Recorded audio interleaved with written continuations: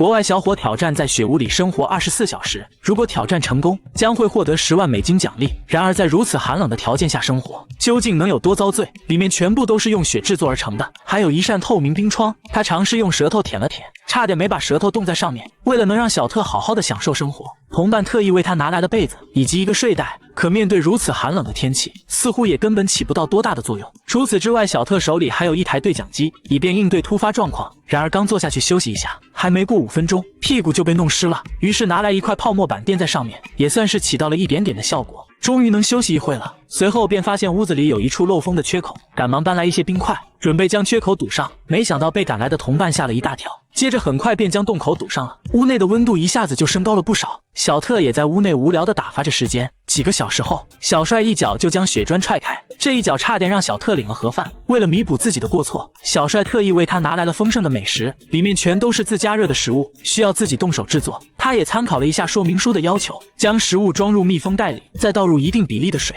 里面的食物立刻起了反应，很快便加热完成。他也狼吞虎咽地吃了起来。酒足饭饱后，夜幕也已经降临了，于是小特想要用雪搭建一张能睡觉的床，提前为晚上做着准备。小床虽说比较简陋，但是适当的休息一下还是绰绰有余的，再搭配上睡袋的加持，这也是最佳的方案了。随后又利用富裕的雪搭建了一个壁炉，再放入一个台灯，氛围感立刻拉满。这时同伴再次为他送来了食物补给，他躺在床上不停地冲击着肚子。很快就到了晚上，同伴再次为他带来零食，只不过全都被冰块包裹着。小特费了9牛2虎之力才勉强打开，然而冻得梆硬的橘子他也是无从下口。没想到当深夜来临时，小特却丝毫不敢入睡。在如此寒冷的环境里，生怕眼一闭就再也睁不开了，索性自己在屋内堆起了雪人，还在墙上搭建了一台电视，这也为他的独居生活增添了一些乐趣。没想到刚躺在床上看了会儿电视，同伴就再次为他送来了一辆共享单车，他也显得如获至宝，立刻骑在上面做着热身运动。这下身体立刻变得暖和起来。热身运动过后也消耗了很多的热量，他也赶忙再次吃些东西进行补给。当身体充满热量后，他也终于能够躺在冰床上安然入睡了。然而还以为可以一觉到天亮，没想到寒冷的环境令他也是无法入睡，无奈只好请求同伴